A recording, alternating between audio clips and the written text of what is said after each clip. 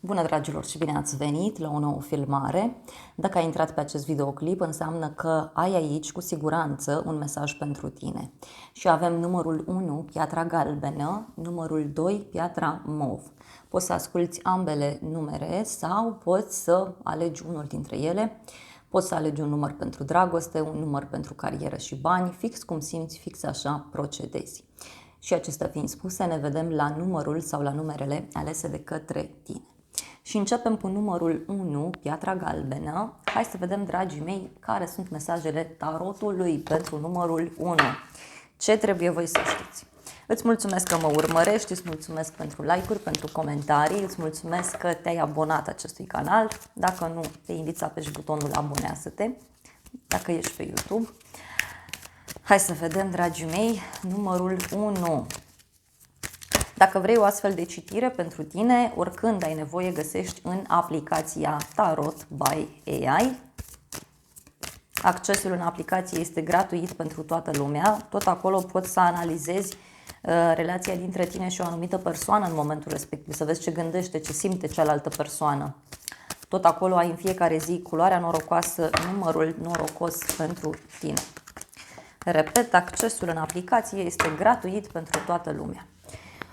Wow, o veste de final. Uite, e o veste aici pe care o primești în legătură cu suferința unei persoane sau în legătură cu un sfârșit. Sfârșitul unei etape. Foarte interesant. Pentru tine, în acest moment, văd o femeie matură, o femeie cu o experiență mare de viață. Poate în acest moment ai tot felul de responsabilități importante, dar mai văd că și o femeie matură, asumată, înțeleaptă, are o influență foarte mare asupra ta în acest moment. Hai să vedem, dragii mei, despre ce este vorba. Ce trebuie să cunoști? Uite, femeia asta se pare că te ajută, da? Uite, îți oferă niște vești bune pentru tine. Poate să fie în unele cazuri și o coroană, da, care ți se oferă o responsabilitate, care cumva te maturizează în această situație. Dragoste sinceră, uite, e o persoană aici care te iubește sincer. Poate să fie cineva din familie, o prietenă, poate chiar este vorba despre persoana iubită, da? Pentru că văd aici niște vești extraordinar de bune pe care tu le primești. Pentru casa ta avem o veste onorabilă, deci uite, primești o veste bună, fie legată de muncă, fie legată de casa ta. Hai să vedem. Wow, e ceva legat de o instituție străină, ceva legat de o casă, un loc nou în care mergi. Poate pentru unii are legătură cu o veste importantă care apare.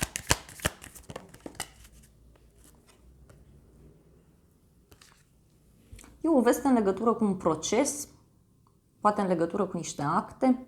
Aici poți să ai o ședință sau în urma unei ședințe se dă un verdict, se ia o decizie. Dar este ceva ce ție îți va aduce o bucurie extraordinar de mare. Să vedem în continuare. În curând avem o ceartă, deci o discuție în contradictoriu cu cineva. Poate să fie un moment mai agitat pentru unii dintre voi. Un moment mai ciudat. Și are legătură cu o întrebare pe care cineva o pune. Fie tu pui o întrebare cuiva, fie cineva te întreabă ceva anume. Și de aici apare această discuție ciudată. Ești curios sau curioasă în legătură cu o persoană. Poate te apuci să faci un spionaj acolo și uite că ai parte de o surpriză în legătură cu ce afli. Ceva legat de niște musafiri pentru unii dintre voi.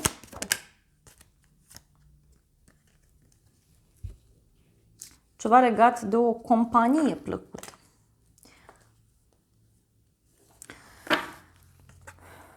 În viitor avem intrigi între femei, deci niște discuții aici care au loc între niște prietene, poate între tine și o altă femeie. E o agitație aici pe care o văd eu. Ia să vedem despre ce este vorba.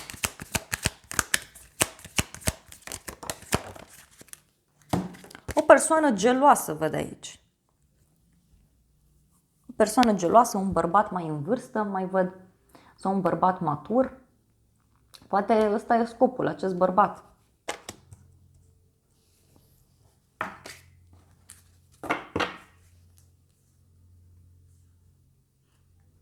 Este o veste care nu îți place în legătură cu invitații. Deci inviți pe cineva undeva și poate omul ăla nu vrea să vină. Sau cineva te invită undeva și nu vrei să te duci. De aici pot apărea tot felul de discuții ciudate.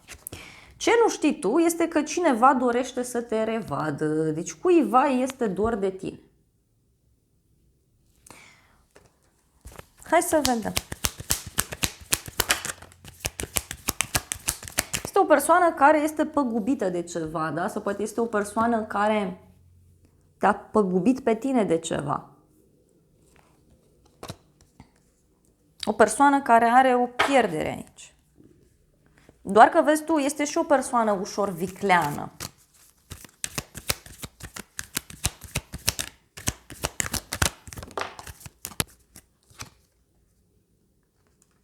Da? Cineva care este la drum de tine, cumva într-o altă țară, într-un alt oraș. E cineva care are o pagubă, da? Sau cineva care pierde ceva, nu știu, pierde autobuzul, pierde trenul, da? Și vrea să te revadă persoana asta.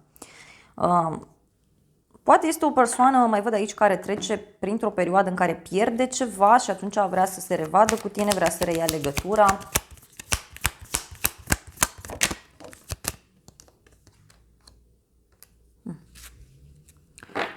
Totuși, eu văd aici că cineva reușește ceva anume. Hai să vedem în continuare. Pe neașteptate, bani puțin și supărare. Deci apare aici ceva ce nu-ți place. Poate o veste care nu ți se pare ok, poate este vorba despre o supărare pe care o ai.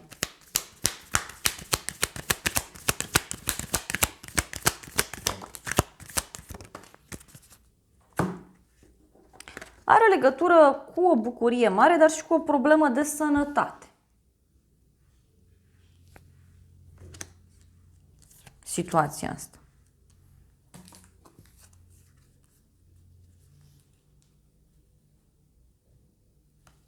E ceva legat de un bărbat mai tânăr sau este ceva legat de o situație nouă? Ce o să te mire în toată această situație este o scrisoare pe care tu o primești sau poate să fie vorba despre un mesaj, un e-mail, un apel telefonic. Hai să vedem. De la o persoană vicleană sau de la o persoană pe care nu o suporți. Ia uite. E cineva care vrea să-ți facă un cadou sau cineva care te surprinde cu un mesaj? Ia să vedem despre ce e vorba. Sunt curioasă. Opa! Are legătură cu un final. Cineva vrea să te surprindă aici în legătură cu un final, cum că a rezolvat ceva, că a terminat ceva anume. Și uite, din nou are legătură cu bărbatul ăsta mai tânăr, dar e o persoană care e un prieten sincer pentru tine, deci e o persoană bună, cineva cu intenții benefice. Poate vei rămâne surprins că cineva îți povestește că a pus punct unei prietenii.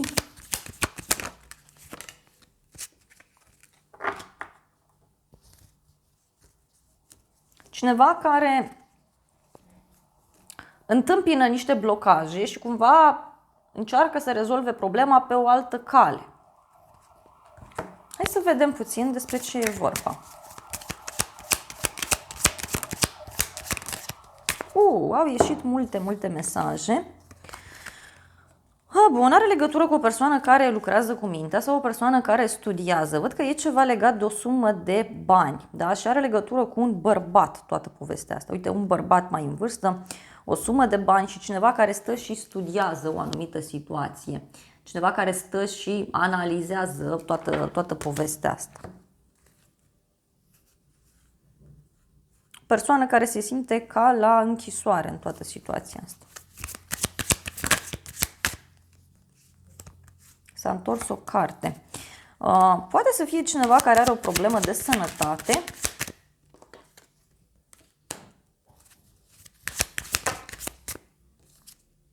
Da? Cineva care parcă vrea să te revadă, da? Să facă un cadou sau cineva vrea să-ți facă o surpriză aici în legătură cu o situație care are probleme. E adevărat.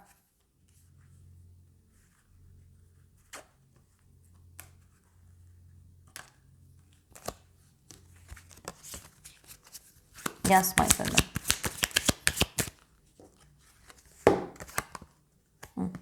E o veste aici legată fie de un ghinion pe care cineva îl are, fie de o situație ciudată. Hai să clarificăm puțin. Uite, are legătură cu o întâlnire. Deci cineva aici vrea o întâlnire cu tine sau cineva îți va da un mesaj. Poate să fie vorba și despre o nouă persoană pe care o cunoști și care te va pune foarte mult pe gânduri. Și e ca și cum nu vei ști ce să alegi. O nouă aventură care poate să înceapă, mai văd aici.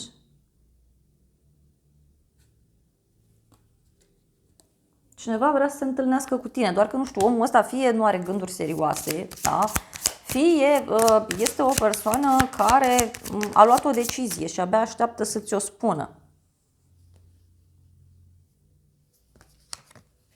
Da? Cineva poate, știu eu, vrea să se vadă cu tine, dar repet, nu văd ceva serios, e doar ceva așa de moment, o distracție de moment, deci fii puțin atent aici.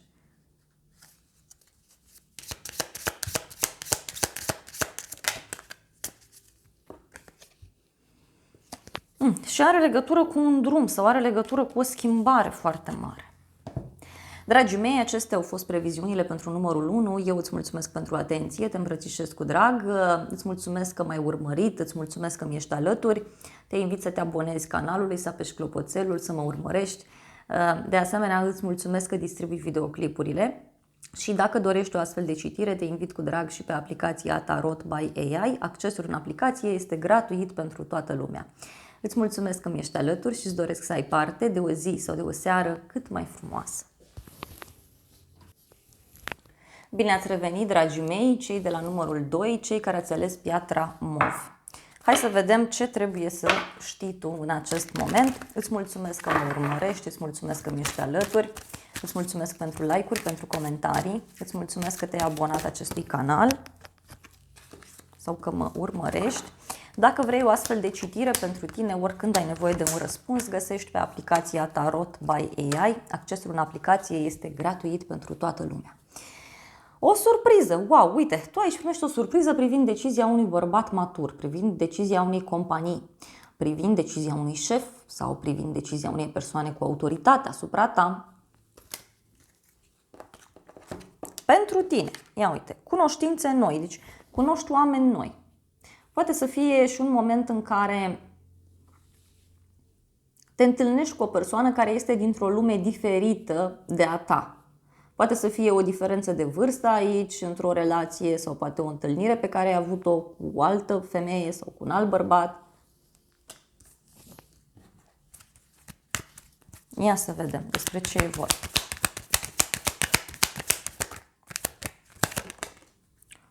Are legătură cu o pagubă. Uite, cineva te-a păgubit de ceva, bani mulți, uite. Ai dat niște bani unei persoane. Sau ai avut de plătit ceva, o factură. Este un moment în care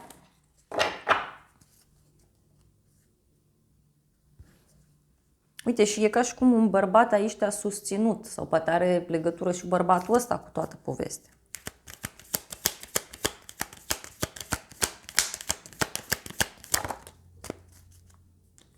Totuși, văd aici o relație cu o persoană care îți poartă o dragoste sinceră sau o persoană care ține sincer la tine, da? E clar aici că aici a fost o ceartă, a fost o discuție, ceva s-a întâmplat. Și pentru casă avem o veste rea, deci o veste care nu îți place. Primești un mesaj, un apel telefonic. Despre ce e vorba? Uite, are legătură cu niște intrigi între femei. Aici poate ai avut niște discuții în contradictoriu cu o femeie din viața ta sau urmează să ai. Pe ideea că ceva nu e drept, ceva nu e corect. Și uite, văd niște lacrimi aici. Deci o persoană tristă. Dar e ceva ce are legătură cu o persoană vicleană. E o persoană care are și niște probleme de sănătate. Acum, na, de multe ori asta merg mână în mână, că na.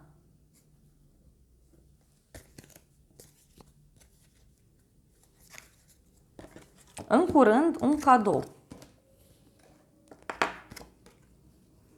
Primești un cadou, primești o surpriză. Cineva îți face, face un gest drăguț față de tine.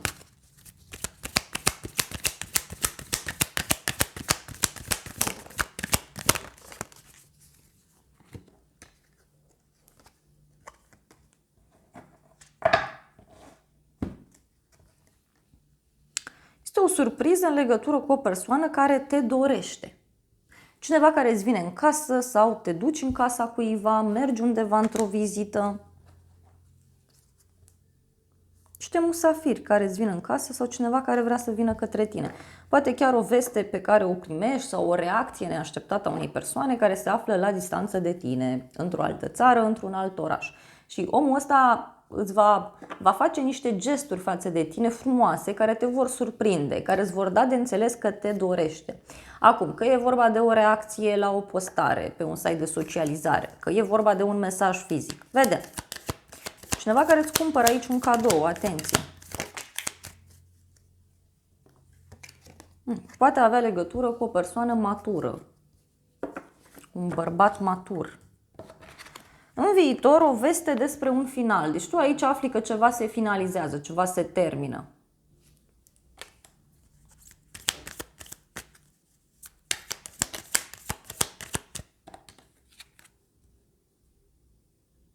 Și e ceva care îți va aduce o bucurie mică. E ca și cum te bucuri de acest final. Cineva spune că se simte mai bine.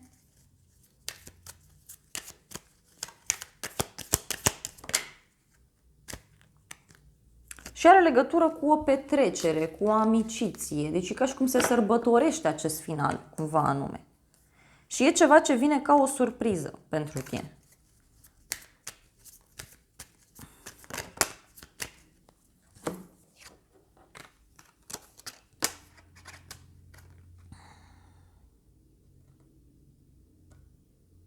Niște musafiri care îți vin în vizită sau poate tu te duci undeva. Pentru că aici, uite, clar, are loc o discuție sinceră. Da? Cineva vrea să discute cu tine sincer, să vadă ori e albă, ori e neagră. Și cineva care vrea să te revadă. Ce nu știi tu este o scrisoare. Nu știi că cineva vrea să-ți trimită un e-mail, nu știi că cineva vrea să-ți trimită un mesaj.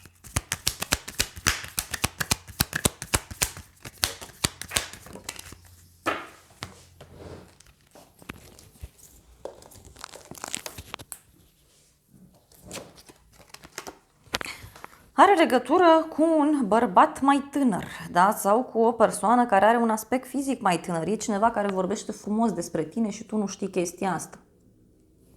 Cineva care te admiră foarte mult.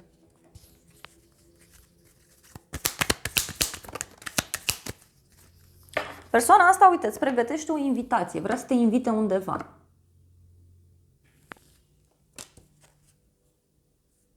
Și vrea să te revadă. Pe neașteptate apar niște piedici. Da? Apare un obstacol în fața ta și ți-ai propus tu să faci ceva și ți-ai propus să mergi pe un drum și până la urmă te abați. Da? Mergi ori în stânga, ori în dreapta. Hai să vedem despre ce e vorba. Un noroc mare cu obstacolul ăsta, că poate cine știe te ferește de ceva rău. E ca și cum ai de dat niște bani, pentru că văd aici bani puțin și supărare. E un obstacol privind niște bani sau este o situație în privința căreia tu ești supărat, doar că apare o bucurie pe altă parte. Ce o să te mire pe tine? Gelozie. Deci tu vei rămâne surprins de gelozia unei persoane. Cineva care e gelos sau geloasă. O persoană mai răutăcioasă. Ia uite, și ai parte de o surpriză aici. Deci cineva chiar te surprinde. Te întâlnești cu o persoană sau cineva te sună, îți dă un mesaj și vei rămâne foarte surprins de gelozia acestei femei, de gelozia acestei persoane. Are legătură cu o schimbare mare în legătură cu o relație serioasă.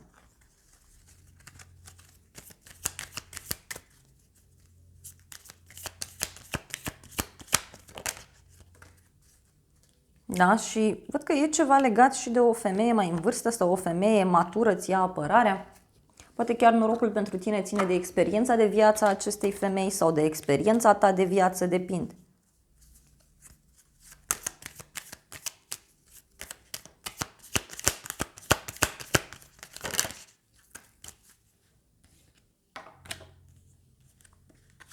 Discuție aici cu cineva și vei rămâne surprins de o reacție pe care cineva o are. Bun, vreau să vedem aici ce cu bărbatul ăsta, ce cu omul ăsta aici. Cineva care are pe cineva. Da? Uite. Poate e o persoană care te studiază pe tine, ca femeie, dacă ești femeie.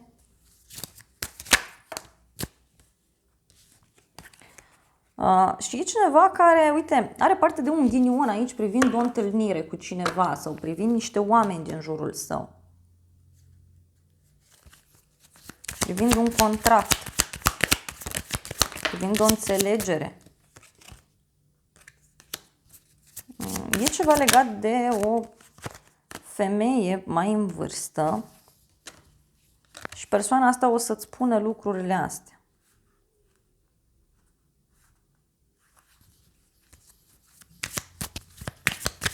Omul ăsta se simte blocat aici. Hai să vedem ce cu obstacolul. Obstacolul are legătură cu un bărbat, da? Și o întâlnire. Poate are legătură cu un triunghi amoros pentru unii sau cu o persoană care e în mai multe direcții din ce văd aici. Că, uite, e o persoană falsă. Cineva care a amânat ceva anume. Și hai să vedem ce o să te mire. Ce cu gelozia asta, cu întâlnirea asta. Sunt surprinsă. Bun, se pare că tu aici dobândești o poziție mult mai bună, da? Crești, înflorești, doar că, uite, e ca și cum chestia asta îți atrage, da? Niște oameni ciudați. Văd o persoană cu niște probleme de sănătate, repet, văd un inamic, poate fi ceva legat de o persoană care are probleme și atunci e frustrat, frustrată. Că oamenii fericiți sunt oameni buni, da? Oamenii pe care îi vedeți voi că sunt mai răutăcioși, ăia nu sunt fericiți și normal că își descarcă nemulțumirea pe unde pot. Doar că eu văd un noroc foarte mare pentru tine legat de casa ta, da? Un noroc foarte mare financiar, o surpriză mare pe care o ai în toată situația asta. E o femeie care parcă nu te vede aici cu ochi buni.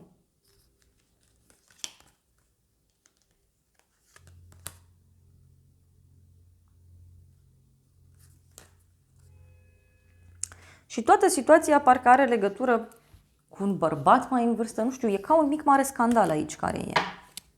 Da? Hai să vedem ce zice acest oracol. Oglinda de aur. O persoană narcisistă, o relație în care numai unul dintre voi contează. Deci e o astfel de persoană aici. Și cineva care are impresia că niciodată nu este suficient. Este o persoană frustrată, așa cum ți-am zis, prin jurul tău. Deci fii puțin atent aici. E cineva care se sabotează singur sau singură. E o persoană geloasă, cu un ego foarte mare. Și are legătură cu iubirea. Are legătură cu afecțiunea pe care cineva și-o dorește. Dar, repet, atenție puțin la o femeie. O femeie narcisistă e o femeie care consideră că, nu știu, concurezi cu ea la ceva anume. Și aici vei fi surprins de o rupere bruscă. Da? Dragii mei, acestea au fost previziunile pentru numărul 2. Eu îți mulțumesc pentru atenție, te îmbrățișez cu drag, iar dacă ai rezonat cu mesajele, te invit să te abonezi canalului, să apeși butonul de like, poți să apeși clopoțelul. De asemenea, îți mulțumesc că mă urmărești, îți mulțumesc că mi ești alături și îți mulțumesc că distribui aceste videoclipuri, iar dacă vrei o astfel de citire, poți să ai parte gratuit oricând dorește sufletul tău pe aplicația Tarot by AI. Tot acolo analizezi și relația dintre tine și o anumită persoană în momentul în care deschizi citirea sau relația dintre tine și ceilalți, la modul general vorbind, și tot acolo ai pentru fiecare zi culoarea norocoasă și numărul norocos cu explicații. Accesul în aplicație este gratuit pentru toată lumea. Îți mulțumesc că mi-ești alături, te îmbrățișez cu drag și îți doresc să ai parte de o săptămână sau de o zi cât mai frumoasă.